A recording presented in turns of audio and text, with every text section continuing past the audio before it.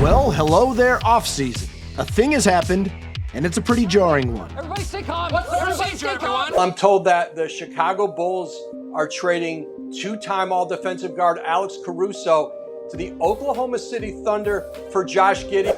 Whew, I just went through a lot of emotions real fast, but I think I'm back to normal now. First, on Giddey. He came to the Thunder as the 6th overall pick in a draft so many people saw as a 5-player draft, and in one where the Thunder had a 50% chance of a top 5 pick, and actually an almost 25% chance of 2 top 5 picks. But OKC was coming off a clear pivot season where they won only 22 games and really were on the front end of repositioning the entire roster. And with that, they also really adjusted the intended identity of the team, moving away from the long, hyper-athletic style to a more skill-driven, multiple ball-handling, passing, and versatility mold.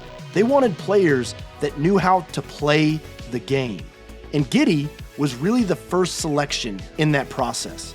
And when the Thunder say they thank him for his contributions to the team, it's for what he represented in so many ways, a shift in their style and vision for what the team could be. Giddey's passing, flair, and unselfishness shined immediately and really opened eyes to what the Thunder were striving for, and had a clear impact on the rest of the team as well. But, as is clear from this past season from the Thunder, things kinda changed for the trajectory of the group. It wasn't really something anyone within the team anticipated, accelerating from 24 wins 2 seasons ago to 57 this season, and finishing atop the West with the best net rating in the conference. And it's honestly kind of insane. The Thunder flipped their record entirely in 2 seasons. And so much of that was behind the drastic development of Gilgeous-Alexander and then the addition and meteoric development of Jalen Williams. In those two, the Thunder had players that were exceptional with the ball in their hands and basically staggered their minutes all season so as to have one on the floor at all times, which led to Giddey on the ball less, which meant his ideal skill set wasn't being tapped into as much. Not to mention the additional future development and playmaking of players like Cason Wallace and Chet Holmgren. So, as the Thunder evaluated their season and their postseason run, that was something that started to really clear. And as Sam Presti said in a statement after the trade, with those things in mind, the Thunder presented to Giddey a path forward of adjusting his role, coming off the bench to try to create the space to re-maximize those skills that make him such a special player. But that was a hard thing for Giddey to envision, and it just made sense for him to find a new opportunity elsewhere. Said Presti, Josh has all-star potential, but accessing that in the current construct of the Thunder would not be optimal for the collective. Based on these discussions, we decided to move forward and prioritize what was best for the organization. Enter Alex Caruso. Now, other than the fact this is quite the time is a flat circle moment with Caruso, who started his career with the Oklahoma City Blue and being coached by Mark Daigneault, which, come on, is pretty cool. He also is so much of what the Thunder value in a player.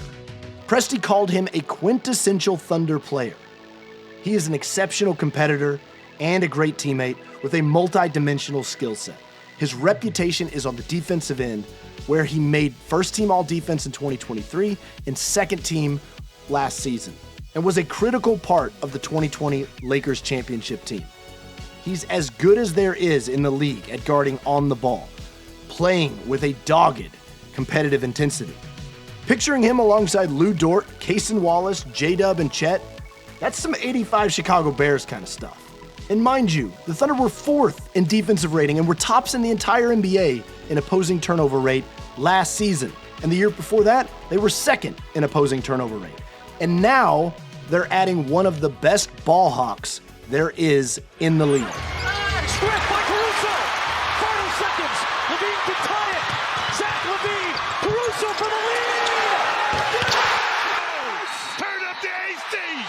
It's cold in here. But beyond just the well-earned defensive rep, Caruso is a high-quality offensive player. He's never been a high-volume scorer, career high last season at 10.1 points per game, but he shot 41% from 3 on almost 5 attempts a game. The Thunder love quick decision makers, and Caruso is an underrated driver, averaging 4.5 a game and scoring almost 40% of his points off them very efficiently. The Thunder really lean into playing advantage basketball on the offensive end, driving, kicking, that whole thing. And Caruso is going to fit into that very nicely. He's a good cutter and a smart spacer and a good offensive connector. He's a low usage player too and doesn't need the ball in his hands to do the things well that he does well. Basically, he can play in any Thunder lineup. The Ringer calls him a role-playing savant. He's a winning kind of player, which is something the Thunder absolutely loves. He's a defensive disruptor, everywhere in passing lanes, swiping steals, jarring dribbles loose, wrestling away loose balls. He can size up defensively too, with an ability to guard bigger wings. And he has just this major knack for big plays in big moments.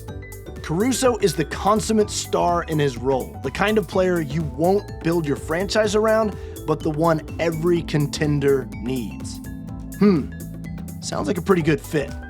Adrian Wojnarowski made an interesting comparison to the Warriors about how they added a 30-year-old Swiss Army do-it-all player in Andre Iguodala, which amplified their team. Or maybe there's a more recent one, similar to what the Celtics added in Derek White.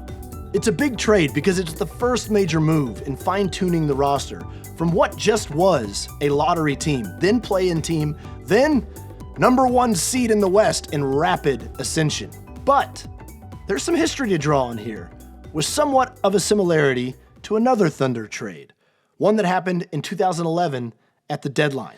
The Celtics are about to trade Kendrick Perkins and Nate Robinson to Oklahoma City in exchange for Jeff Green and Nenad Krstić. That young Thunder team was coming off a 50-win season and having lost in the first round against the top-seeded Lakers, who went on to win the NBA title. And midway through the season, they were good again, but against the Titans of the West, lacked a certain physicality and size and toughness.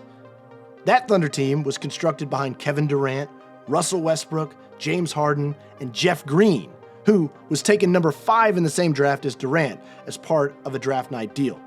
And as that team developed, the skills of KD, Russ, and Harden blossomed. Green, who was starting as an undersized power forward, felt a little out of place. So, at the deadline, Presti traded him to Boston for Kendrick Perkins. It was not only an upgrade to the Thunder's size, but added a physical enforcer to a young team that needed some championship experience. Perk's presence alone was big in the locker room, but he really showed his value throughout the Western Conference postseasons, battling Zach Randolph and Marc Gasol, and Pau Gasol and Andrew Bynum. Of course, that young Thunder team stomped on the accelerator to the finals one season after the deal, and while who knows what happens from here with this team, there's at least some relevance to this connection. It was really hard to trade Jeff Green, a core member that was on the forefront of building a playoff contender. But it also was not just in the team's best interest, but it was in his too, while the Thunder added a new key defensive-minded piece. And when you think back to that series against the Dallas Mavericks that the Thunder just played, where the score literally finished tied at 636 to 636, winning on the margins can be essential, which is exactly what Alex Caruso does. So with that, welcome to the Thunder offseason, everyone. The second one was my first year in Oklahoma City, the Blue. Mark Daigneault, now the head coach of the Oklahoma City Thunder. Big shout out to Mark. He's still a good mentor and friend of mine. He had this saying called be where your feet are, right? So 30 seconds on the clock before every practice in the G League, we just sat on the sideline, complete silence, and he ran the clock and you were present, made sure you were there. And for me, especially on the two-way contract and then moving forward, even in the NBA now, it's like, whatever I'm going to do, I got to be present in the moment. If that's working out at 8 a.m., that's working out at 8 a.m. If that's playing in the finals at 6 p.m., that's playing in the finals at 6 p.m. If that's recovery and watching film, that's what it is. And just really being present in the moment, that's really helped shape my career and shape me as a person, just to kind of, move forward and try and advance my career, advance myself as a human being.